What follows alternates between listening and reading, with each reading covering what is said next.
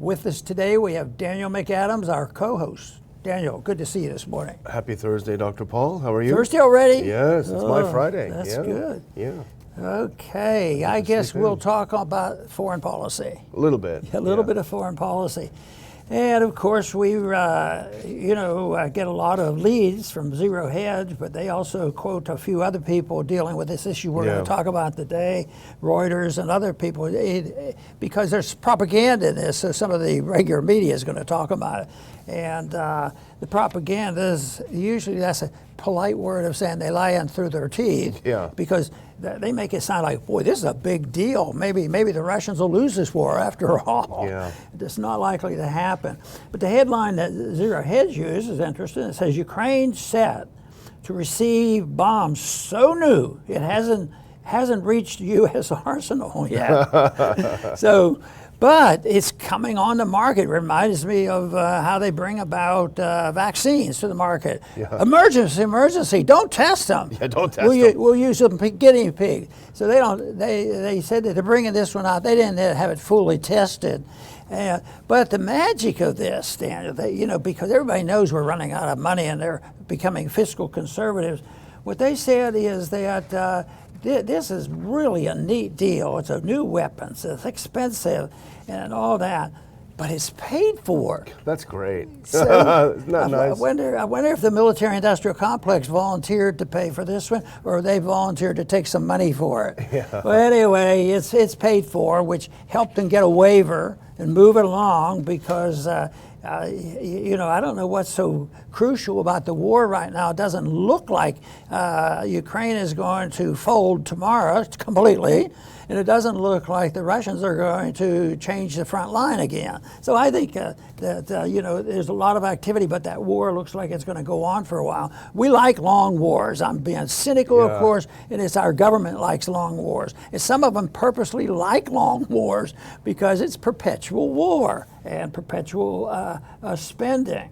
But this new bomb was developed by Boeing and Saab, and it's supposed to be really great. It's going to shoot 90 miles and very accurate and all that kind of stuff. And but we have to learn a more difficult, substitute for the full name, because it's GLSDB.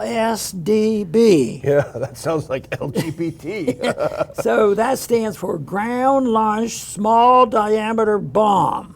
So they're still in the bomb business. So anyway, but they want to refer to it. They're teaching us GLSDB. Yeah. And social media, you have to learn a lot of letters too, but in military you have to as well. And this is something that it's very interesting how they're proposing how wonderful it is. And I want to read a little bit about some of the claims here.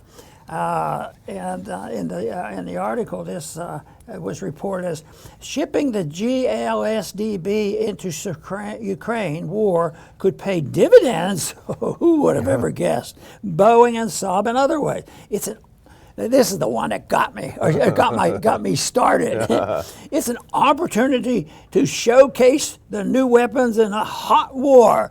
They're out there training on weapons. We've talked about that, but when you see it again, what's the difference is they're so blunt about it. This is just a practice sessions for weaponry. It does a lot of things. Some companies make money and they develop weaponry and they can perpetuate things, and it goes on and on. But it gives them a chance to test.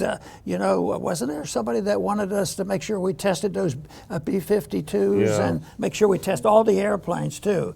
And it says, like last year, Boeing pitched the Pentagon on an expedited 9-month option for delivering the new weapon. So they got a waiver. Yep. And they, at first, the article was trying to mislead us by saying, well, it's paid for, we don't have to do too much. But they don't really have the money for any of this stuff. And then they also, admit what they're up to. They're just out there practicing with weaponry. And then they get a waiver maybe it isn't as accurate as they said. They say it's really great, within a very short distance, over 90 miles. So maybe they don't have a weapon quite understood yet, because the first thing they didn't want to admit it. At least they said, "Well, the Iranians did it. The Iranians did it." Well, we find out, I think, that it just might have been a little bit different than that, which was our suspicion from the very beginning. We'd better wait and find out who's causing what and who's building up the propaganda. Yeah, absolutely. Well, the article's origin is in Politico, and we can put on that first clip. And Hedge wrote it up for us, thankfully. New U.S.-made longer-range bomb expected to arrive as soon as Wednesday. Well, that's yesterday. They're already there then. The war's over, I guess. The ground-launched small-diameter bomb doesn't even exist in the U.S. inventory. So here's what's going on. Go to the next one really quick. This is what Dr. Paul said. The weapon has one feature that's particularly attractive since it's already paid for. The Pentagon can ship it to Ukraine without waiting for additional war funding. This is the crux of the issue, because they have not passed that $61 billion that Biden is demanding for Ukraine. Republicans are digging in their heels. Ukraine is out of weapons. They're called shell-starved. They can't fire any shells. They're running out of weapons. There is a pre-coup situation in Kiev, which we don't really go into today, but there's a massive problems between Zelensky and Zaluzhny, and Poroshenko is wanting to come back. So it's as Ukraine sinks further down into this bloody war, there's a pre-coup situation there, so you have that problem. The folly of this entire exercise is about to be exposed. This 2-year idiocy of our proxy war is about to be exposed. And again, as I said, Republicans are digging in because they have nothing to lose by saying, no, you can't have any more weapons right now, or by tying it to the border or what have you. So what do? Well, you ship over these already paid for weapons that don't need a new appropriation, right? They're already paid for. So you ship them over. And they say, well, that's going to really make a difference. Well, this whole war has been a history of the latest Wunderwaffen, the latest great weapon that's going to make a difference. Remember, javelins, HIMARS, ATACMS, Patriots, Bradleys, Leopards, Challengers, MiGs. All of these things were shipped, and they were all game changers. Well, this will go down as yet another one of the game changers that really changed nothing. But the thing that sickens me the most, Dr. Paul, and sorry to go on about this, is that, yes, they're thrilled. The military-industrial complex is thrilled. We get to test this in live, real, combat experience. Meanwhile, Ukraine is an ocean of blood. 500,000 dead members of the military is the latest estimate, probably more than that. And instead of saying, we need to end this right away, nothing is making a difference, you can't beat the Russian military. Instead of doing that, hey, we got a great idea. Let's test some more weapons and get more Ukrainians killed. See, what they want us to believe that this is just a technical problem where they don't have the right weapons, and as long as we keep doing this, we're going to be able to fight this war and win this war. They don't claim that they're on the verge of winning quite like they were before, because reality is setting in, but they're still, in order to get more, it's getting more difficult to come here, because even some of the members of Congress are waking up and realizing, but you know why the congressmen are waking up? Because some people in this country, the constituents, we don't give them enough credit, because they will wake up and send a message, and they have talked about this. But they want to call it a weapons problems, and this is their answer is more money, even if you hide how much it costs, and build more sophisticated weapons. But it's really a policy question. Why did we go in? What is began? Are we being honest about it? Do we speak the truth when we know the truth? Yes, we wanted the people to believe this was all due to Iran, and that caused this problem. And what is it? Was it one of our missiles that did this? Bombing that happened? Yeah. So it's a fiction, and they will not deal with policy, nor will they deal with recent or not too distant history of what's going on. Why don't they ask why more often? That's what I want them to do. Well, it's called $100 bills, tons and tons of them. Go to the last one. This is the last one we'll do on this topic, because you already said it, but it's worth underscoring. Plus, I already made a clip, so I better use it. I love this.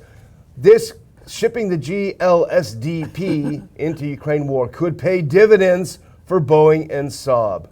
It's an opportunity to pitch a new weapon in real war scenario. That's not a quote, that's my summary of what they're saying. Yes, paying dividends is what it's all about, and it's so sick and so cynical, you know. But let's move on because we have more weapon issues, and you had alluded to it a second ago. But the Russians, there was a little bit of backstory. So there was going to be a prisoner exchange between Russia and Ukraine. The Russians had a plane filled with 60-some Ukrainian prisoners of war that they were flying to the place where they're going to be exchanged for Russians. So the plane's up in the air. It's an illusion. It's shot down over Russian territory, and everyone dies, including, I think, 5 or 6 Russian crew members. So everyone's dead. This happened a couple of weeks ago. And so Russia said, we're going to investigate. Was it a French missile? What was it? So put this next one on. Reuters is reporting now. Russia says it has evidence US Patriot missiles downed its military transport plane. Now, that doesn't mean that Americans were necessarily operating the batteries, but it is possible. We know that they're in places where they don't belong. However, no one has disputed the fact, I don't believe, that it was probably an accident. It probably wasn't on purpose. Someone probably pulled the trigger when they should have, but nevertheless, it was an American missile that destroyed a Russian plane on Russian territory and killed at least 5 Russian military members and 60-some Ukrainians. You know, we work hard at ducking responsibility, like no body bags coming back here, and we're no troops on the ground. But we sure look pretty close to the war activity when we see these maps on where we have troops. But we make a big effort to duck the military responsibility. But when they do that, they don't usually talk about how we finance sometimes both sides of these wars that are going on, and we have a responsibility there that we ought to have Congress emphasize it even more. But then there is the moral responsibility of a policy that drumbeats, you know, these conflicts throughout the world, and they've been going on, and we're taught to, always have an enemy. And, there was a brief period after the Cold War ended that we actually moved in the right direction. We started talking to China. It was so much different than when I remember the Korean War going on. Yeah. I was in high school, and we were talking to people, we were trading with people, and traveling to China, and even Russia. There was more activity, and we were, sharing some of the products that we were able to. So they did that, but that isn't happening anymore. It's always that was too soft. They had the people who want this perpetual war for perpetual peace. Yeah. They had to make sure that we hate people, and it's really how they demonstrate it is if the people are there speaking the truth and suggesting that we shouldn't jump to the conclusions, and we should, like last week, did somebody advocate we just go into Iran over there and bomb Lindsey Iran? Graham, Lindsey baby. Yeah.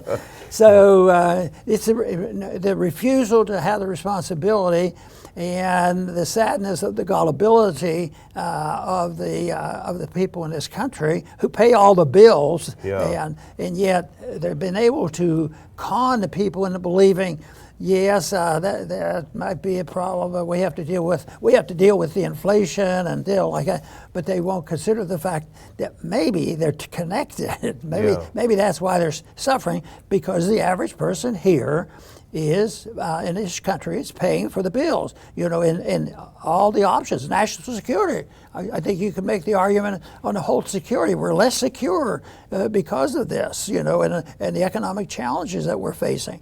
But that message hasn't sunk in yet, and of course, that's one of our goals of this program, to try to get people to at least think about these issues.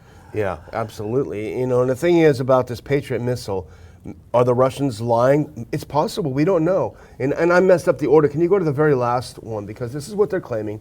They sent investigators to look for missile fragments and see what they can identify, because it does leave fragments. And it's hard to do this. Go to the very last clip, because put it, there we go, thanks. So this is what the Reuters is reporting.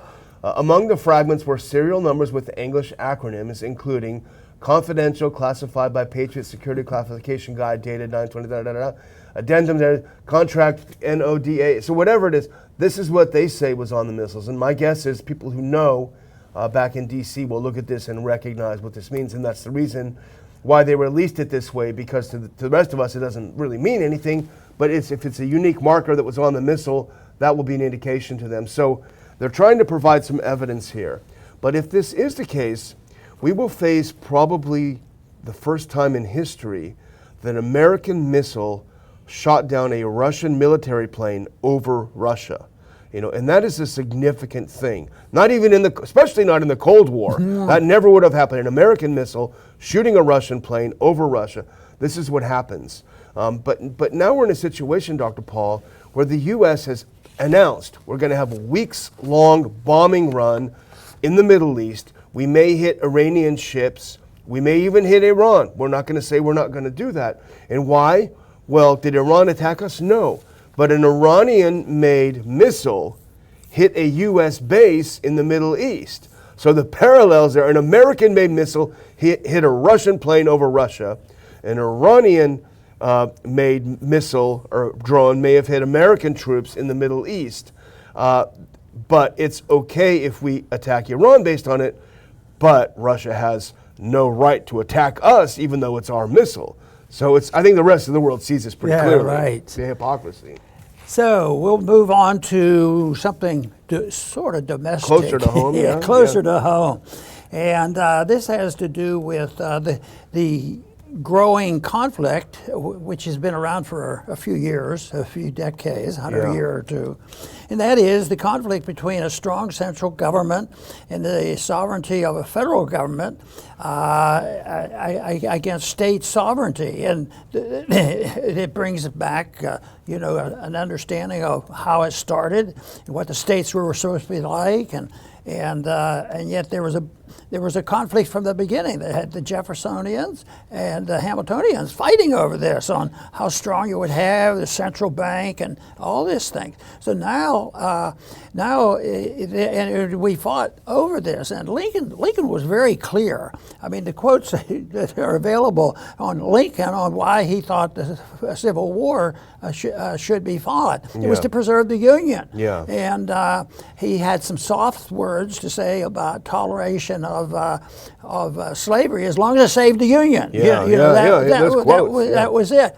But we heard all the noise recently because somebody they put some words in somebody's mouth and said, it wasn't about slavery, and that's a political sin to say something like that. But if you're seeking the truth, you have to realize that there was a concern and a real concern by Lincoln and his friends to save the Union, and a few lives were sacrificed. So that's still a history that has not been fully exposed, although it's available to anybody who wants to read about their causes. But right now, I think there's something similar to what's going on in Texas. Yeah, it You have the federal government coming in. They said they're not going to cause any violence and that sort of thing, but it could break out. We have the feds down there disagreeing with the states, and who decides about the invasion. We had a program on this the other day, where the authority comes from, and it's something that I think is very, very dangerous, because the Civil War didn't break out overnight. The other thing that was involved in the Civil War were the tariffs. So there were other things, but that is not to say slavery wasn't an issue, because it was the key issue for mobilizing people. So that was the case. But this is something that I think is very, very dangerous, and that has to do with the park and where the exchanges are going. And the Texans say, look, we do have a right and an obligation to defend our state if we have been invaded. And I made a point you ought to be watching about it becoming an invasion, a few years back. Oh, yeah. And I think there's a lot of people now who refer this finally to an invasion. And it probably, when I first mentioned that, it probably wasn't, because mine was this sort of, when does it become an invasion? Yeah. And I would say it has become an invasion. So the states have an obligation, and the people are behind this. And so I don't think Biden has agreed. Biden, they're determined, and they said, but we're not going to bring our guns in and start shooting Texas people and all that kind of stuff. But it's like all wars. How do things get started? By accidents and who knows what. But that to me, that's a hope and pray that nothing vicious and violent turns up, but this thing is not going to go away easily, because there's going to be, it's even with an election, the election might make it worse. So we have to wait and see what happens. Let's put on that first clip, because this is what we're talking about. We've talked a little bit about what's going on there, but this is something new. This is reported by LifeSite News. There we go. Thanks. Texas denies federal agents access to Border Park at the heart of the razor wire standoff. And most people are aware of what happened. The Supreme Court said that the federal government could remove the razor wire, and Texas Governor Greg Abbott said, no, sorry, you can't do that. 25 states said we agree with Abbott. They're all red states. So this has become a real political football. If you go to the next one, it explains a little bit more. This is from the article. Texas has rejected the federal government's request for access to a border park at the center of one of the ongoing disputes between the states and the Biden administration over immigration enforcement, while the union representing the U.S. Border Patrol says its agents will not be pitted against state agents working to secure the border. So that's also interesting, Dr. Paul. The union is actually sort of defying the president, saying we're not going to go to war with our fellow border agents just because they're state border agents. Yeah. I think about the misinterpretation of some sincere people who got involved with obeying your oath of office. And then I think of Kent State, where we had troops shooting at American citizens. And people are outraged, and they were able to take that principle of maintaining your oath of office. Yeah. And this is what I think the Texans are doing right now. They're sticking to their oath of office and their understanding of their state, and they're getting support from it. But this is going to be this could turn out to be it's already very, very serious. But what the consequence will be, because if heaven forbid, but what if Biden gets an overwhelming, somebody can rig the election and Biden wins overwhelmingly and gets super control of everything? What do you think would happen? Oh, yeah. I mean, they control the FBI and all the other security agencies, so it would not be good, and that's when you would see some real concern about more fighting. But Biden is so dynamic and articulate; it's hard to believe he could possibly lose, right? Yeah. Well, hopefully, I mean, people talk about Texas, and there's a big Texas independence movement. It's probably not a bad idea. Secession is probably not a bad idea in some ways. But as you always say, but we don't want to be ruled from Austin either. We should just have Brazoria County secede. That might be all right. We could form our own nation here. It's too bad we can't do that. So I'm going to close and just this is my Friday. Tomorrow I've got to do my other job again. So I thank you all for watching the Liber Report this week. See that like? Please hit it. You guys have been doing a great job. We had great likes this week because you're just pushing that button. If you're not following our channel, please follow it. Help us keep moving up and get more viewers, because we're doing our best to try to bring you the news with the Ron Paul flavor on it. So thanks again, and we'll see you on Monday from my end. Very good. one thing that I emphasize, and a lot of people agree because it sounds so nice, that we should seek truth and tell the truth and pursue, policies that, conform with the Constitution. And most members of Congress will take an oath to do that, but they know that it's really deep down in their heart, it's fake, because some of them say that we have a constitutional obligation to alter the Constitution. Oh yes, by amending it? Oh no, we don't have to amend it. We'll just ignore it. So that is, I think the important thing is seeking truth. And the years I've spent doing this, what we're doing today, plus what I was engaged in Washington, is the people seeking truth are always pushed aside because the whole system is operated, whether it starts with the kindergarten all the way up through the progressive university system. It's always a lot of people call it flat out lying, but it's very much motivated by propaganda, is always seeking power. And certainly when we start talking about the militarization and the pharmaceutical industry, it's money too. So that is not truth, and it's not moving in the right directions. But like I say, I do believe there's a lot of Americans who are sick and tired of it, would like to move it in the right direction, but doing it is no easy task. I'm afraid things are going to get worse before that there'll be serious consideration for the restoration of liberty. That, of course, for me, should be our goal. I want to thank everybody for tuning in today to the Liberty Report. Please come back soon.